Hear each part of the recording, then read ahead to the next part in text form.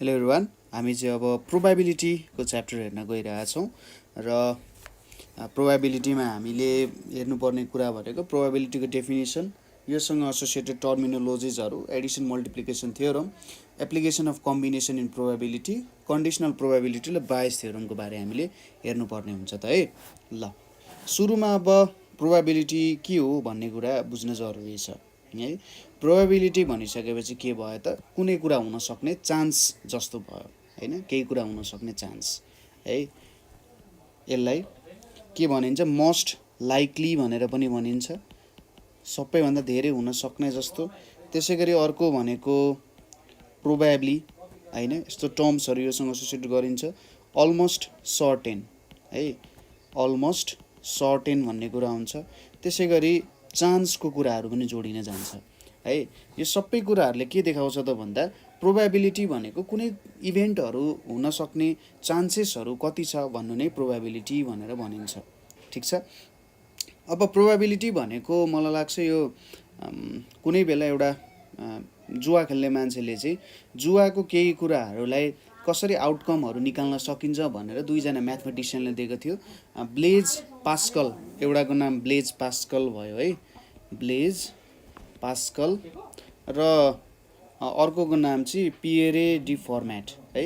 यो दुईजना मान्छेलाई के दिए त भन्दा, पिएरे डी फर्म्याट, उनीहरूलाई चाहिँ जस कसरी हेर्न सकिन्छ चान्सेसको कुराहरू, ग्याम्बलिङमा चान्सेसहरू जुन आउँछ अथवा कुनै इभेन्टहरू हुन सक्ने कति छ चान्सेसहरू भनेर यो दुईटालाई दिँदाखेरि यिनीहरूले आफ्नै थ्योरी दिए, तर दुईटैले एउटै रिजल्ट्सहरू चाहिँ दियो है। त्यसरी निकालेको कुरा हो।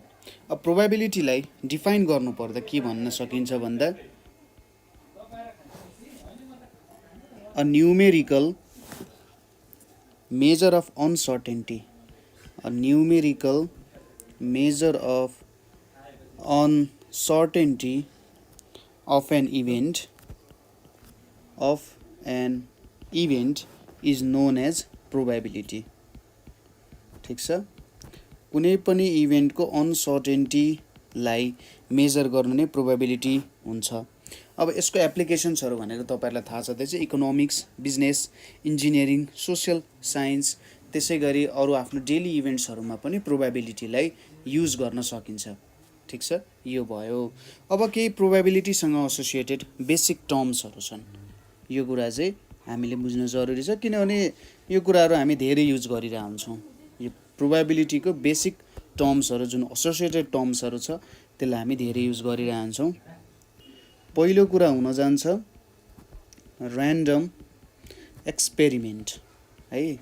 एक्सपेरिमेन्ट, ऱ्यान्डम एक्सपेरिमेन्ट भनेको चाहिँ के हो भन्दा, कुनै एउटा कन्डिसनमा हामीले एक्सपेरिमेन्ट गर्छौँ हैन, त्यसको रिजल्ट्सहरू हामीलाई थाहा छैन, तर हामीले यदि एक्सपेरिमेन्ट गर्ने तरिका एउटै हुन्छ भने त्यसलाई हामीले ऱ्यान्डम एक्सपेरिमेन्ट भन्छौँ। ठिक छ। कस्तो रहेछ त, हामीले कुनै एउटा एक्सन रिपिटेडली गर्छौँ, त्यसमा कुनै अरू कुराहरू चेन्ज गर्दैनौँ है, कुनै अरू कुरा चेन्ज गर्दैनौँ, सेम कन्डिसन्सहरू राखेर हामीले एक्सपेरिमेन्ट गर्छौँ, तर त्यसको के हुन्छ, रिजल्ट्सहरू चाहिँ सेम हुँदैन, युनिक हुँदैन भने त्यसलाई ऱ्यान्डम एक्सपेरिमेन्ट भनेर भन्न सकिन्छ। यसको एक्जाम्पलको रूपमा कसरी बुझ्न सकिन्छ भने, जस्तै तपाईँले के गर्नुभयो र भन्दाखेरि राम्ररी पढ्नुभयो अथवा धेरै राम्ररी पढ्नुभयो भने तपाईँको एक्जाम अभियसली राम्रो हुन्छ, त्यो कुरामा डाउट छैन। तर तपाईँले एउटा कोइन टस गर्नुभयो भने के हुन्छ त, तपाईँले रिपिटेडली नै एउटै तरिकाले कोइन टस गर्नुहुन्छ, तर तपाईँको आउटकम के हुन्छ, डिफ्रेन्ट आउँछ। ठिक छ, युनिक आउँदैन, कहिले हेड्स आउँछ, कहिले टेल्स आउँछ। हो, यसलाई नै के भनिन्छ हामीले ऱ्यान्डम एक्सपेरिमेन्ट भनेर भन्न सकिन्छ। अर्को तरिका, अब डेफिनेसन लेख्नु पर्दा के भन्न सकिन्छ भन्दा, experiment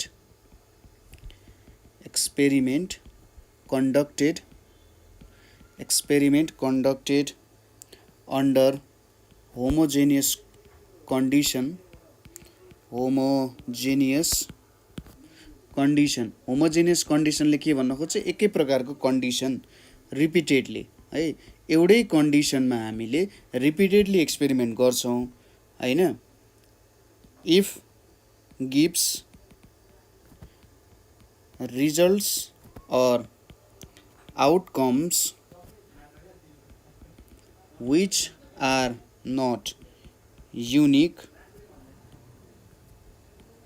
but may be one of possible outcomes। ठिक छ, यहीलाई नि के भनिन्छ, ऱ्यान्डम एक्सपेरिमेन्ट भनिन्छ। जस्तै हामीले कोइन टसको कुरा गऱ्यौँ, त्यसै गरी डाइसहरू रोल गरिन्छ नि, हो यो डाइसको रोल गर्नु पनि के हुन जान्छ त, एउटा ऱ्यान्डम एक्सपेरिमेन्टै हुन जान्छ। त्यसै गरी दोस्रोमा हाम्रो के छ, दोस्रो भनेको हामीले ट्रायल एन्ड इभेन्ट भनेर भन्न सकिन्छ। ट्रायल एन्ड इभेन्ट भनेर छ। अब ट्रायल भनेको चाहिँ के हो, एउटा सिङ्गल ऱ्यान्डम एक्सपेरिमेन्ट पर्फर्म गर्नु। जस्तै एकचोटि कोइन टस गर्नु, एकचोटि डाइस रोल गर्नु, होइन, कुनै एउटा ब्याग अफ बल छ, त्यो ब्याग अफ बलबाट एकचोटि बल निकाल्नु भनेको के हुन जान्छ, ट्रायल हुन जान्छ। है, यसलाई कसरी लेख्न सकिन्छ, performing a single random experiment, single random experiment is called trial भन्न सकिन्छ। ठिक छ, र आउटकम भनेको के हो त, अब इभेन्ट जुन छ हाम्रो, इभेन्ट भनेको चाहिँ outcome or combination, outcome or combination of outcomes of an experiment, combination of outcomes of an experiment is called an event भनेर भन्न सकिन्छ। ठिक छ, बुझ्यो। जस्तै हामी ट्रायल पर्फर्म गर्छौँ, ट्रायलको रिजल्ट नै के हुन जान्छ त, हामीले इभेन्ट भन्न सक्छौँ। ठिक छ, जस्तै यदि हामीले कुनै इभेन्ट एकदम स्योर छ हुने, है, जस्तै मलाई पिट्दा अथवा मलाई कुनै कुराले ढुङ्गाले हान्यो भने मलाई चोट लाग्छ, होइन, ढुङ्गा हान्नु भनेको ट्रायल हो भने चोट लाग्नु आउटकम भनेको इभेन्ट हो त्यो भनेको। जस्तै कुनै एउटा इभेन्ट, कुनै एउटा ट्रायल भयो, त्यो ट्रायल पछि हुने जुन आउटकम छ, यदि त्यो स्योर छ भने त्यसलाई सर्टेन इभेन्ट भनिन्छ। यदि इभेन्ट स्योर छैन भने, होइन, सर्टेन छैन भने त्यसलाई हामीले इम्पोसिबल हो। जस्तै हामीले कोइन टस गऱ्यौँ भने हेड र टेल आउन सक्छ, होइन, तर त्यहाँनिर 1 2 3 4 5 6 त आउँदैन, होइन, त्यो भनेको चाहिँ इम्पोसिबल इभेन्टहरू भन्न सकिन्छ। त्यसै गरी थर्डमा के छ हाम्रो, थर्डमा एक्जस्टिभ केसेस भनेर छ, एक्जस्टिभ केसेस भनेर छ। अब एक्जस्टिभ केसेस भनेको चाहिँ के हो त भन्दा, total number of possible outcomes of random experiment, total number of possible outcomes of a random experiment. ठिक छ, के आउन सक्छ त्यसलाई नै हामी के भन्छौँ त, एक्जस्टिभ केसेसहरू भन्न सकिन्छ। जस्तै हामीले एउटा कोइन टस गऱ्यौँ, ठिक छ, कोइन टस गऱ्यौँ एउटा एकचोटि अथवा एउटा कोइन टस गऱ्यौँ भने त्यहाँबाट आउन सक्ने भनेको हेड र टेल हो। ठिक छ, यो के भयो त, एक्जस्टिभ केसेस भयो। त्यसै गरी दुईवटा कोइनलाई टस गऱ्यौँ, एकैचोटि टस गऱ्यौँ भने के आउन सक्छ, दुईटैमा हेड पनि आउन सक्छ, हेड टेल पनि आउन सक्छ, टेल हेड पनि आउन सक्छ, र टेल पनि आउन सक्छ। यो भयो दुईवटा कोइन टसको एक्जस्टिभ केसेसहरू। ठिक छ, त्यसै गरी एउटा डाइसलाई रोल गरियो भने के आउन सक्छ त्यसमा, 1 2 3 4 5 6 जुनै पनि एउटा कुरा आउन सक्छ, त्यसलाई हामीले के भन्छौँ, एक्जस्टिभ केसेस भन्न सक्छौँ। नेक्स्ट के छ हाम्रो, mutually exclusive events, MUTUALLY, mutually exclusive events. अब म्युचुअल्ली एक्सक्लुसिभ इभेन्ट्स भनेको चाहिँ कस्तो हो भन्दा, जस्तै तपाईँले एक्सपेरिमेन्ट गर्दा हेड आयो, है, कोइन टस गर्दाखेरि हेड आयो भने टेल त आउन सक्दैन, हेड आइसकेपछि टेल आउन सक्छ, आउन सक्दैन। त्यसै गरी डाइस रोल गर्नुभयो भने यदि 1 आयो भने अरू 2 3 4 5 6 त आएन नि, 2 आयो भने 1 3 4 5 6 आएन, 6 आयो भने 1 2 3 4 5 आएन। हो, म्युचुअल्ली एक्सक्लुसिभ इभेन्ट्स भनेको चाहिँ कस्तो हो भन्दा, एउटा आउँदा अर्को नआउने। ठिक छ, दुईटै साइमल्टेनियसली आउन सक्दैन, होइन, एउटा आयो भने अरू इभेन्ट्सहरू चाहिँ नआउनुलाई नै के भन्छ, म्युचुअल्ली एक्सक्लुसिभ भनेर भन्न सकिन्छ। ठिक छ, यसको डेफिनेसन तपाईँहरूले मसँग लेख्दै जानु होला, 2 or more events are said to be mutually exclusive if the happening of any one of them excludes the happening of others, excludes the happening of all the others in the experiment, excludes the happening of all the others in the experiment. यसलाई नै हामी के भन्छौँ त mutually exclusive इभेन्ट्सहरू भनेर भन्छौँ। एउटा हुँदा अर्को नहुने हैन, हो त्यस्तै भयो। अघि हामीले कोइन टसको एक्जाम्पल दिए जस्तै। त्यसै गरी अर्को डेफिनेसन हामीले बुझ्ने भनेको के छ, इक्वल्ली लाइकली इभेन्ट्स भनेर छ। अब इक्वल्ली लाइकली इभेन्ट्स भनेको कस्तो खालको इभेन्ट्सहरूलाई भनिन्छ भन्दा, यदि दुईवटा एउटा ऱ्यान्डम एक्सपेरिमेन्ट हामीले पर्फर्म गऱ्यौँ, ठिक छ, त्यो ऱ्यान्डम एक्सपेरिमेन्ट हामीले जस्तै कोइन टसकै एक्जाम्पल लिउँ। कोइन टस हामीले पर्फर्म गऱ्यौँ भने हेड र टेल त त्यहाँनिर आउने प्रोभाबिलिटी सेम छ, अथवा हेड र टेल जुनैमा एउटा आउन सक्छ नि, यति बेला हेड आउन सक्छ, यति बेला टेल आउन सक्छ भनेर त हामी भन्न सक्दैनौँ, जुन पनि आउन सक्छ हैन। यदि कुनै पनि इभेन्ट आउन सक्छ भने त्यसलाई इक्वल्ली लाइकली इभेन्ट्स भनिन्छ। जस्तै डाइस रोल गर्दा 1 2 3 4 5 6 त इक्वल्ली आउन सक्छ हैन, तिनीहरूलाई इक्वल्ली लाइकली इभेन्ट्स भनेर भन्न सकिन्छ।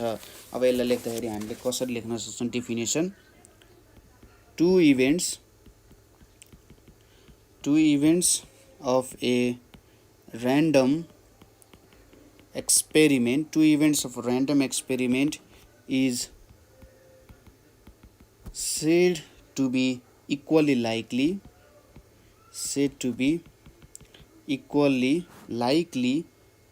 if the chance of occurrence in a trial is equally distributed। ठिक छ, यसले के भन्यो त भन्दा, यदि हामीले ऱ्यान्डम एक्सपेरिमेन्ट पर्फर्म गऱ्यौँ, ऱ्यान्डम एक्सपेरिमेन्ट पर्फर्म गरेर यदि त्यहाँ भएको इभेन्ट्सहरू हैन, त्यहाँ भएको जुन इभेन्ट्सहरू छ तिनीहरू आउने प्रोभाबिलिटी इक्वल्ली डिस्ट्रिब्युटेड भनेको जुनै पनि आउन सक्छ भन्नु नै के हुन जान्छ त, इक्वल्ली लाइकली इभेन्ट्स हुन्छ। जस्तै एउटा कोइन टस गऱ्यो भने हेड र टेल आउन सक्ने प्रोभाबिलिटी सेम हुन्छ है। अर्को छ हाम्रो favourable number of cases, favourable number of cases भनेर छ। अब फेभरेबल नम्बर अफ केसेस भनेको चाहिँ जस्तै हामीले कुनै एक्सपेरिमेन्ट पर्फर्म गऱ्यौँ हैन, कुनै एक्सपेरिमेन्ट पर्फर्म गऱ्यौँ भने त्यहाँनिरबाट हामीले चाहिने, ठिक छ, जस्तै कोइन टस गर्दाखेरि हामीले हेड चाहिएको छ भने त्यो एउटा फेभरेबल केस भयो, ठिक छ, बुझ्यो कुरा। जस्तै कुनै एउटा एक्सपेरिमेन्ट गरियो, डाइस थ्रो गरियो, त्यो डाइसमा हामीले यदि 1 आउने केस हाम्रो खोजिरहेछौँ भने कतिवटा चाहिँ 1 आउँछ होला, हामीले 6 चोटि डाइस रोल गऱ्यौँ भने कतिवटा 1 आउँछ होला भनेर हेर्नु नै के हुन जान्छ त, फेभरेबल नम्बर अफ केसेसलाई बुझाउन सकिन्छ। जस्तै एउटा डेक अफ कार्ड छ, तासको गड्डी छ, त्यहाँनिर किङ आउन सक्ने केसेस के हुन्छ, 4वटा किङ छ भने चाहिँ नम्बर अफ फेभरेबल केसेस कति भयो, 4 भयो। त्यहाँनिर 13वटा इट्टाको पत्ती छ भने 13 चाहिँ कति भयो, इट्टा आउने फेभरेबल केस भयो। त्यसै गरी रेड कार्ड आउने भनेको त्यहाँनिर त दुई प्रकारको पाना र इट्टाको रेड कार्ड हुन्छ नि भने चाहिँ 26 के भयो त, फेभरेबल केसेस भयो। त्यसैले यसलाई डिफाइन गर्दाखेरि हामीले के लेख्न सक्छौँ भने यहाँनिर the number of cases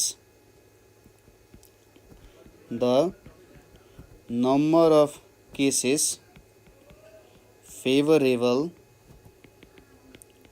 to an event in a trial is the number of outcomes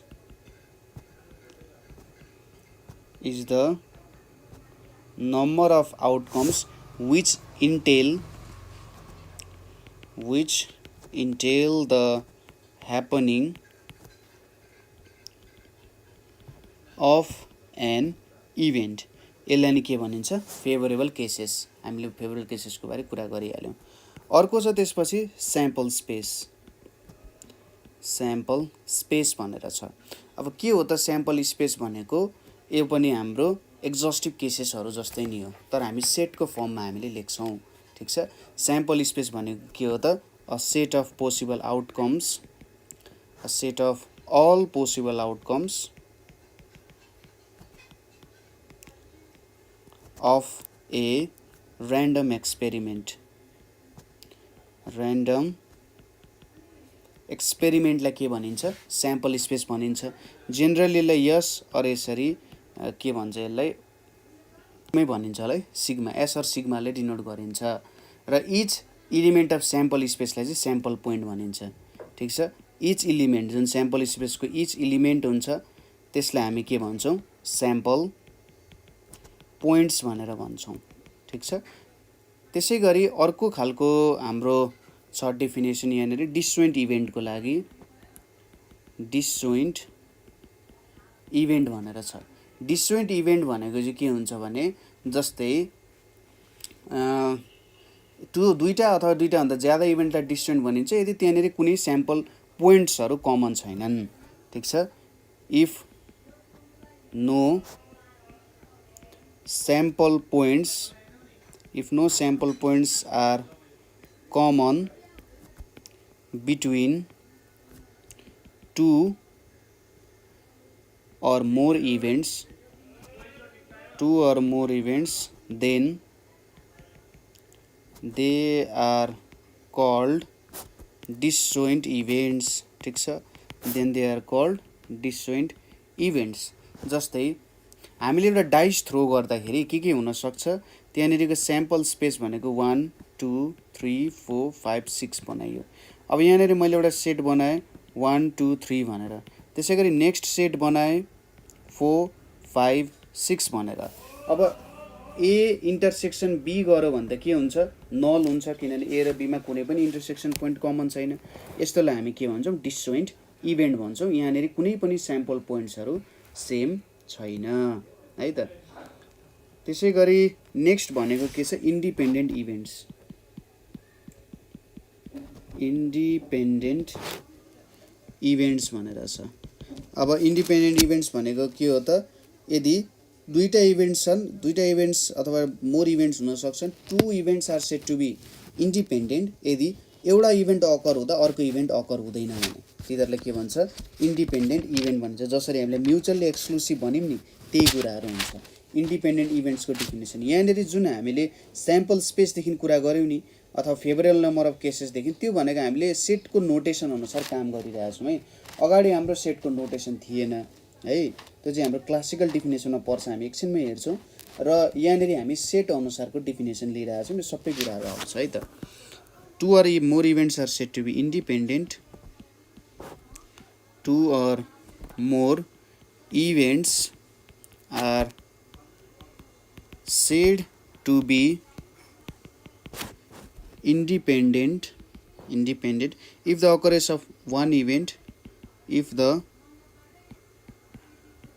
occurrence of one event does not affect the occurrence of other, doesn't affect the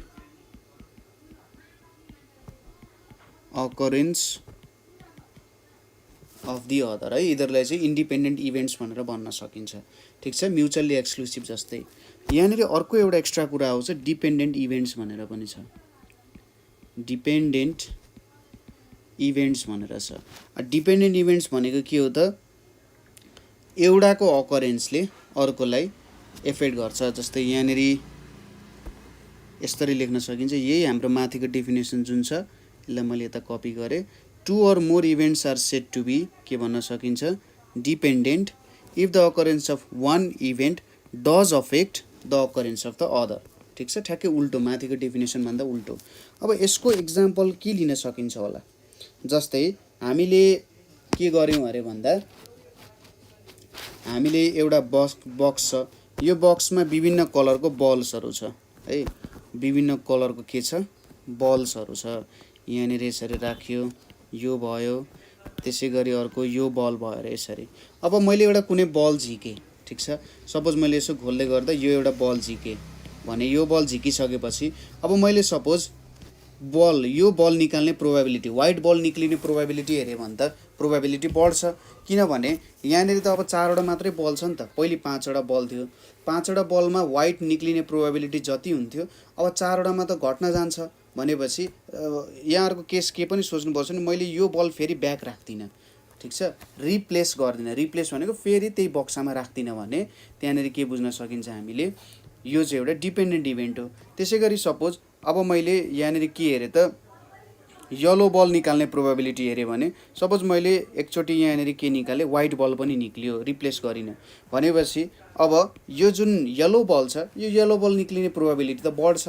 भनेपछि यदि एउटा इभेन्टको अकरेन्सले अर्को इभेन्टलाई अकर गर्छ, एफेक्ट गर्छ भने त्यस्तोलाई हामी के भन्न सक्छौँ, डिपेन्डेन्ट इभेन्ट्स भनेर भन्छौँ है।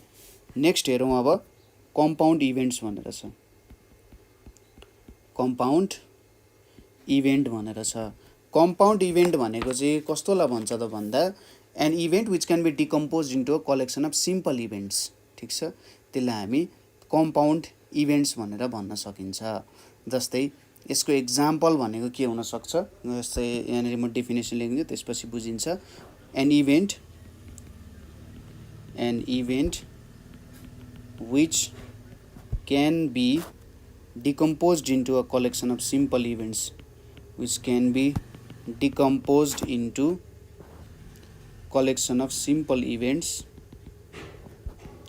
collection of simple events भनेको कम्पाउन्ड इभेन्ट्स हो। जस्तै यसको लागि मैले के गरेँ, दुईटा कोइन लिए है, यो एउटा कोइन भयो, त्यसै गरी अर्को एउटा कोइन लिए, यो दुईटाको कोइन टस हेर्न गइरहेछु मैले। यो दुईटालाई कोइन टस गर्दा हाम्रो टोटल स्याम्पल स्पेस के आउन सक्छ, हेड आउन सक्छ, हेड टेल आउन सक्छ, टेल हेड आउन सक्छ, अनि यो टेल टेल आउन सक्छ, ठिक छ। यो त भयो हाम्रो स्याम्पल स्पेस, ठिक छ, यो स्याम्पल स्पेस भयो। अब मैले एउटा एउटा टुक्रा गर्न सक्छु कि सक्दिनँ। पहिलोचोटि हेर्दा के आयो रे, सपोज मैले E1 भनेर लेखेँ, पहिलोचोटि हेर्दा हेड आयो रे, दोस्रोचोटि गर्दाखेरि के आयो रे, हेड टेल आयो, तेस्रोचोटि गर्दा के आयो, टेल हेड आयो, त्यसै गरी चौथो पटक गर्दा के आयो त, टेल टेल आयो। भनेपछि यो एउटा जुन ठुलो इभेन्ट छ मेरो अथवा स्याम्पल स्पेस छ, यो त 4वटा इभेन्टले मिलेर बनेको रहेछ हैन। कि त पहिलो इभेन्टमा हेड आउन सक्छ, कि अर्कोमा हेड टेल आउन सक्छ, कि अर्कोमा टेल हेड आउन सक्छ, र फाइनल्ली टेल टेल पनि आउन सक्छ। हो यसरी जब मैले इभेन्ट्सहरू हेर्छु यसले के बुझाउँछ त भन्दा 4वटा इभेन्ट मिलेर एउटा मेरो स्याम्पल स्पेस क्रिएट भएको रहेछ। हो यसलाई नै हामीले के भन्न सक्छौँ त, यही कुरालाई हामीले कम्पाउन्ड इभेन्ट्सहरू भन्न सकिन्छ। एउटा ठुलो इभेन्ट अथवा स्याम्पल स्पेस चाहिँ सानो सानो मिनी इभेन्ट्सहरू मिलेर बनेको छ भने त्यो भनेको हाम्रो कम्पाउन्ड इभेन्ट भयो है। अब अर्को डेफिनेसन छ हाम्रो कम्प्लिमेन्टरी इभेन्ट भनेर, कम्प्लिमेन्टरी इभेन्ट भनेर छ। अब यो कम्प्लिमेन्टरी इभेन्ट भनेको चाहिँ कस्तो हुन्छ त भन्दा, सपोज हामीले के लिन सक्छौँ, एउटा स्याम्पल स्पेस लिउँ, स्याम्पल स्पेसमा एकचोटि डाइस रोल गर्दा आउन सक्ने भनेको 1 2 3 4 5 6 छ। यहाँबाट मैले एउटा सानो इभेन्ट लिएँ 1 2 3 आउने। अब मैले यिनीहरूको बिचको डिफ्रेन्स लिएँ, ठिक छ, यस माइनस ए सिमेट्रिक डिफ्रेन्स लिएँ भने यहाँनिर के आउँछ त 4 5 6 आउँछ। यो भनेको त ए कम्प्लिमेन्ट हो कि होइन, ए कम्प्लिमेन्ट भनेको यहाँनिर सपोज यहाँनिर स्याम्पल स्पेस छ, ए भित्र के छ त मेरो, यहाँभित्र 1 छ, यहाँभित्र हाम्रो 1 छ, 2 छ अनि 3 छ, अनि यो ए बाहिर के छ हाम्रो, ए बाहिर 4 छ, 5 छ, 6 छ।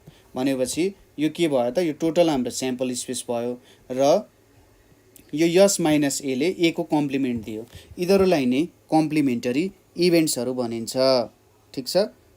ए र ए ड्यास भनेको, ए र ए बार, ए र ए को कम्प्लिमेन्टहरू नै के हुन जान्छ, कम्प्लिमेन्टरी इभेन्ट्सहरू हुन जान्छ।